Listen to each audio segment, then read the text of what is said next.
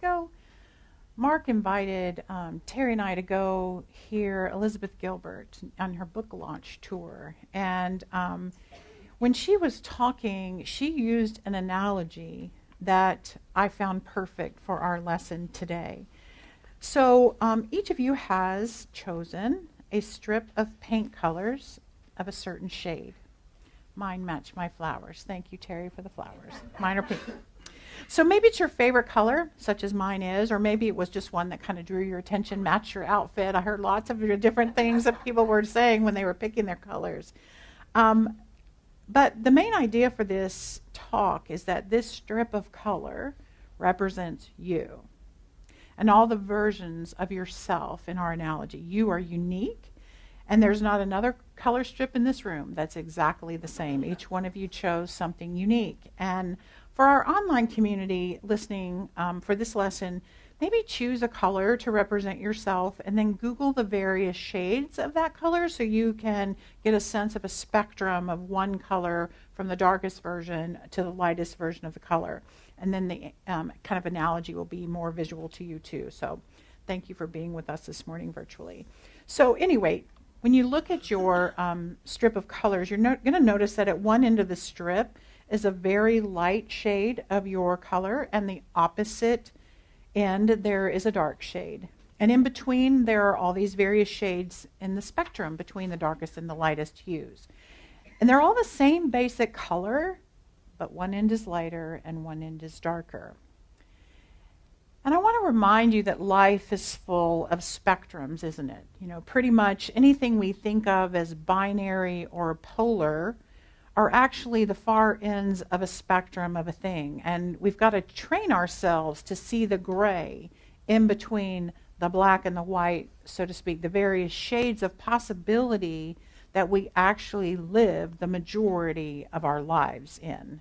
So pretty much everything on life is just on a spectrum, as are many of the qualities of our being and typical issues and experiences that we have. And some of the spectrums that we encounter on the road of life are emotional spectrums. Think about the spectrum between sorrow and joy, or maybe in life between the spectrum between life and vitality and death, between vitality and weakness, between fear and love, between masculine and feminine, between possible and impossible, between hard and easy. No matter pretty much what topic you choose, there tends to be a spectrum of experiences of that thing that are all in one category, but nonetheless a spectrum. See where I'm going? Okay, so most of the time we can determine quite easily which end of the spectrum of anything that we prefer. Like which one do we like the best, which is most desirable. And where our preferences lie along the line of possible experiences to be had may shift and change, right? And often we are moving along the line of various possibilities of any given circumstance. So if we're using the paint strip to illustrate our own personal way of being in the world, let us call the lightest and brightest end of the paint color spectrum your spirit-guided self. And the darker end of the spectrum, your ego-driven human self. And when you think of it that way, you know that on any given day, in any given circumstance, you can show up and respond to everything happening as your light-end self or your ego-based kind of humanness. But most of the time, we're somewhere in between, kind of all mixed up in some form of balance. Am I right? So let's talk about the light end first. So when we are walking around the world, or we walk into a room as our centered, highest, and best self, we are the most loving version of ourselves. We're expecting good things, and we bring with us good energy. We're aware in that moment of the unity of everyone and everything involved. Our thinking is clear. We're creative. We're generous. We're cooperative and helpful and open and honest. And our God qualities kind of tend to shine through, like joy and peace and harmony, connection, when we're in our highest and best light. The most basic term to use for that light end is happy. our light-filled self is happy. So let's talk about the dark end. When we're walking around the world or into a room as our ego-centered human self, we are not necessarily at our best, are we?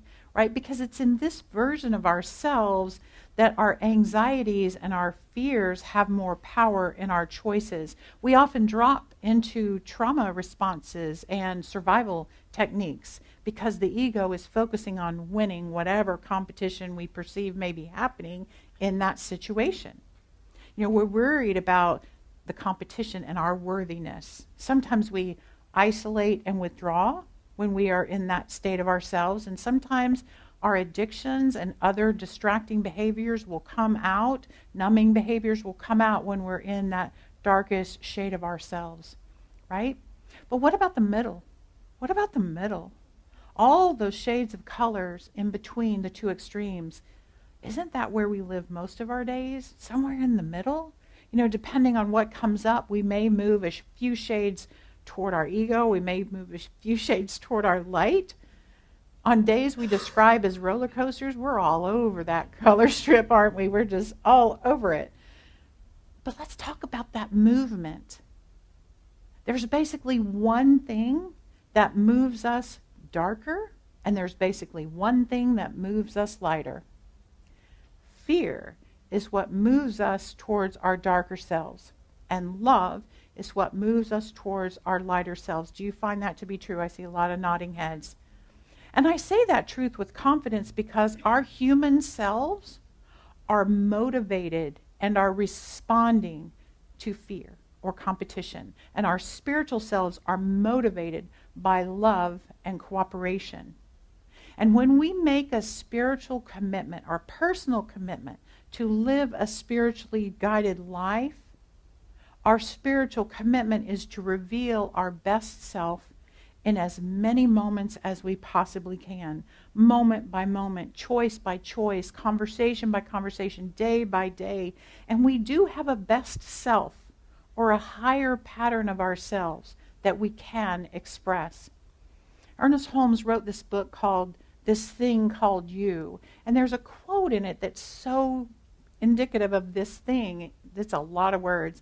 He says, "There is a pattern of your being, or a real spirit of you, which is as eternal as God, as indestructible as reality, and as changeless as truth. The pattern is seeking to manifest through you. It is because it is there that you have these irresistible urges, the longing to live more fully, the feeling that life belongs to you. There is something within you beyond all doubt and fear, something which has never been limited by your acts or destroyed by your feeling. This is the only something that can make you whole." Ernest Holmes. And I believe what Holmes is talking about is this lightest color of your spectrum. That is the light that wants to shine through you in every moment, to be the anchor of the you that you know yourself to be, your identity.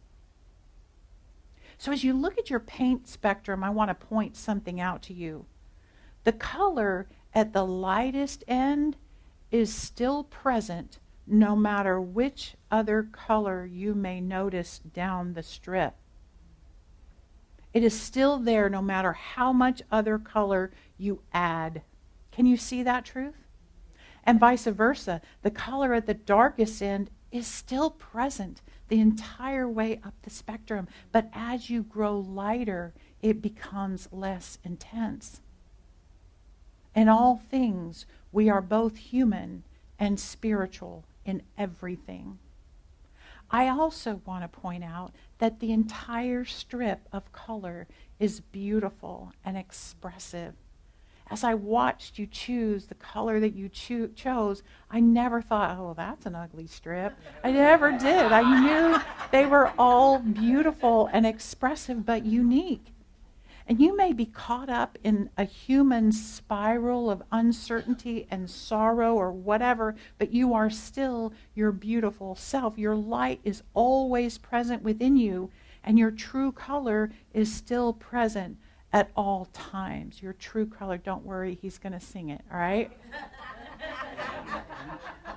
So I want you to think about the clouds that obscure the sun. We know that the sun is still shining brightly. There are just simply some temporary clouds that make it difficult to see, and that's the same as your inner light. It's always there, shining within just as brightly as ever, even if there are the proverbial clouds in your life, in your personal sky. Never forget that. Now let's personalize this lesson for ourselves. I invite you to kind of focus your eyes on the color strip as I engage you in some introspective and meditative questions. And if you're listening from home, I hope you can follow along with some visual of a spectrum of color. So I invite you to think back on these questions and perhaps write about it, or even write words on your paint strip to remind yourself of the little bits of wisdom you uncover for yourself today.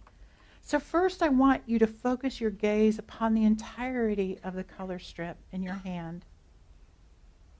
I want you to see it as a spectrum of your self-expression that you can present to the world as you show up in any given situation. It's all you. It's all beautiful, but each shade is different and unique. In this contemplation, there's no judgment, just curiosity and openness to the wisdom available in every color of your experience. So let's start to focus our attention on the darkest shade in your spectrum of yourself. Think back to a challenging time in your life. Perhaps when you were struggling within a relationship or a job. Maybe your finances were challenging, or maybe your health. Notice the emotions that come with experiences of yourself that come at that end of the spectrum. Maybe it's worry or anxiety or restlessness or uncertainty. And at times of self-expression on this end of the spectrum, we kind of feel angry sometimes, or hurt, or maybe lost. And on these kinds of darker days, we totally forget God, don't we? Often we refer to long days spent in this shade of ourselves as the dark night of the soul. And we often withdraw into ourselves and isolate. So what words would you use to describe this part of yourself? Let us remember that Spirit is present in these times, and we are never alone. And think about how you moved to a lighter shade of yourself at that time in your life, and out of that darkest expression of you. I bet it had something to do with love, because as we let more love in, we start to lighten up. And as you look further up on the spectrum, you're going to see brighter and lighter shades of color.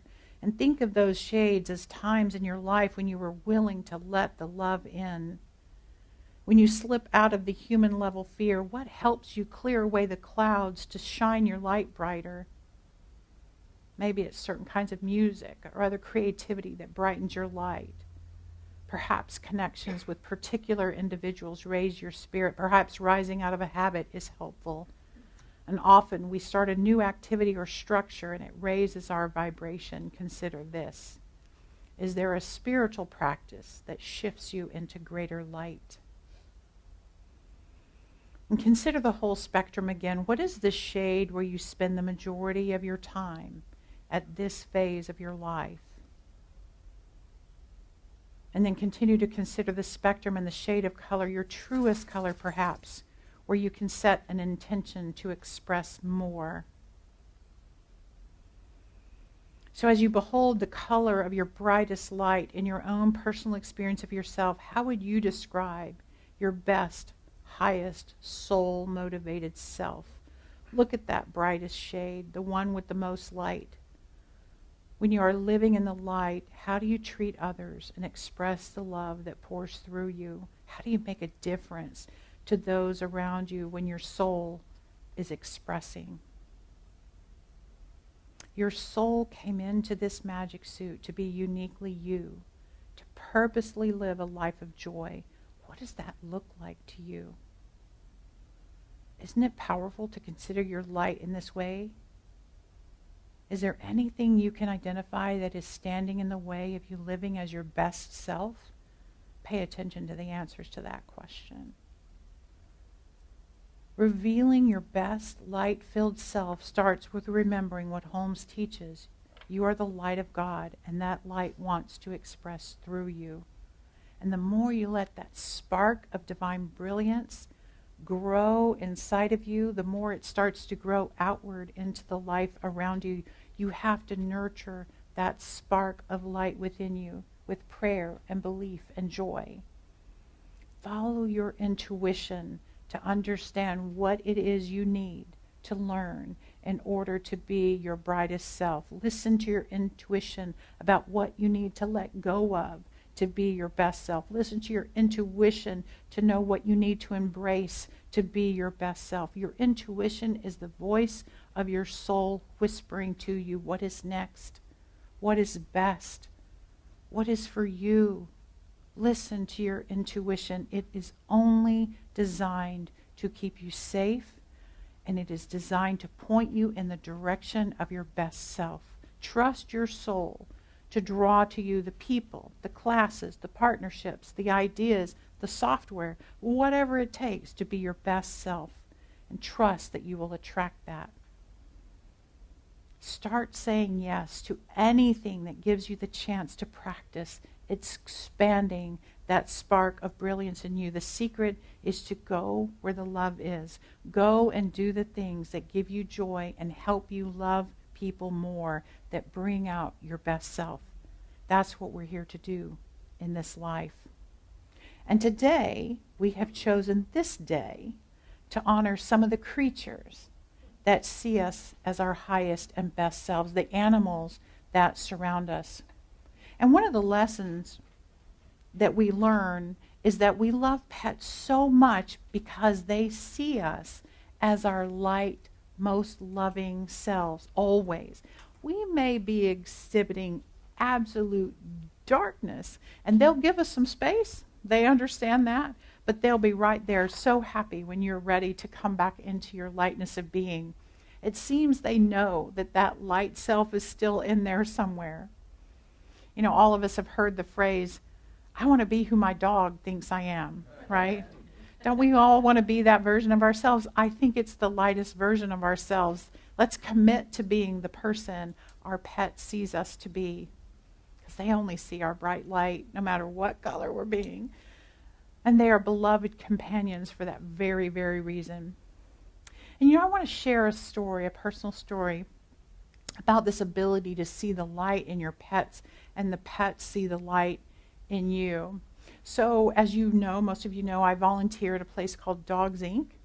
And at this organization, we breed and raise and train guide dogs. And at this organization, we have what we call puppy raisers. And what these people do is they agree to take a little puppy home with them at about 8 weeks old, maybe 9 weeks old, and they raise it from 8 weeks to 14 months. So they have the dog for over a year. And they're just training it to do basic stuff, that dog shadows. You may notice dogs in training out in the world that are being trained to be guide dogs. But then they have to do the hardest thing of all. They have to bring the dog back to college, where they will be trained into their career. And so they bring these 1-year-old dogs back to the campus to go, and they surrender them much like we do as people taking our children off to college. But right before the dogs are placed into their careers, into the home with the person they're going to be the seeing eye dog for, the volunteer puppy raisers have an opportunity to come back to campus and see the dog that they raised before it goes off into their career. And on Friday, I got to witness a couple of those. So there's this magical spirit and light-filled moment that happens because they leave the puppy raiser people in the lobby where I'm being the receptionist, and the animal handlers bring the dog in and they let go of the leash and they let that dog bound over to the people that raised them. And the joy in the room is so overwhelming. There's not a dry eye in the room amongst any of us. And basically, what I was realizing I was watching this sparkly God light in the dog race over to be with the God light that was in the person that raised them. And this was a display of pure God stuff. It was pure love, it was courage, it was loyalty, it was gratitude, and it was pride, but it was also sweet sorrow. You know, it's a closure moment, it's a goodbye. But it was an amazing moment as she released the dog to be placed into the forever home of the person that the dog would be serving, because that dog was going to take all that love, all of that investment into the world, into the light, be the light for that person. And I believe that once these two lights are intermingled between the person and the puppy, that just goes forth into the world. There is no wasted energy there. And I believe that bond of those two lights are forever. And I saw that bond on Friday. The girl who dropped the dog off, she said she had last seen it in March, and so this is like 8 months later, whatever. It's been going to college. So it's a beautiful moment. So many of you sent photographs for our annual blessing of the animals, and I want to pause for a moment to consider the blessings that your beloved animals, companions, bring to you. So I want you to look back at your color spectrum and remember the different versions of yourself that you express to the world. And think of the moments when your precious animals sat with you in your darkest days. And also think of the moments when they shared your joy. Their love is always present, and they saw your light. And when you were ready to be your happiest self again, they were loving it, and they were happy with you. They saw your light then too. So St. Francis of Assisi is the patron saint of animals. We often have our pet blessing around his birthday, which happened to be yesterday.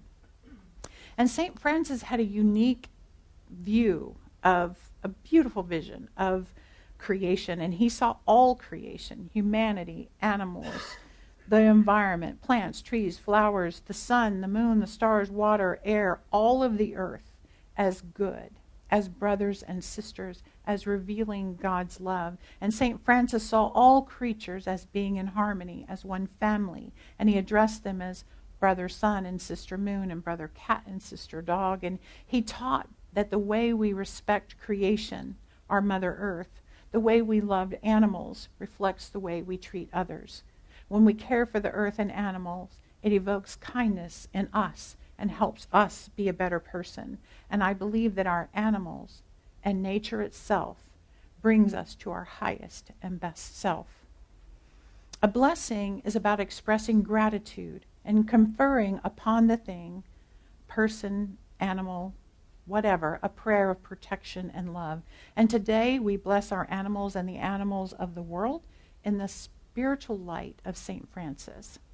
And as we begin, bring to mind the animals or animal you are blessing today. And if you don't have a specific animal to bless, I invite you to consider the animals of the world in your blessing. The animal is special to you for many reasons, I'm sure. The energy, the life that showed up as your beloved pet is the divine energy of all life represented in this individual creature. And whether that energy is still living through its body or not, you can bring that light energy into your presence in your mind. So I invite you to do that right here and right now as we begin our blessing ritual. And for Fender and Bailey in the room, they will do this in person. So first of all, let us remember and express gratitude for our very first moments with this precious being. When and where did you meet? How did it come to be that you chose this one and this one chose you? Just sit with that memory and give thanks for the blessing of meeting each other. Now let's bring to mind something funny about this animal relationship. Does it make you smile to remember a funny moment the two of you have shared? Maybe you've surprised each other in some humorous way, or perhaps there's a behavior that's just sure to make you laugh and smile with joy. To sit with those moments and give thanks for the joy, light, and laughter that has been a gift in this relationship. Next, let us bring to mind a time when you've really needed the companionship of this beloved pet and had your need met. Perhaps there have been lonely or darker moments that he or she filled for you. Perhaps there have been conversations you practiced first with this one. Perhaps after a hard day, the comfort you needed was found in these eyes or by holding this one close.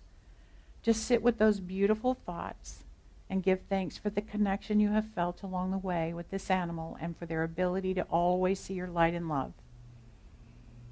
There are many ways that having a pet makes life a little sweeter. Let us give thanks for all the random gifts that have been given by this pet. And now consider for a moment the many things your animal would like to thank you for.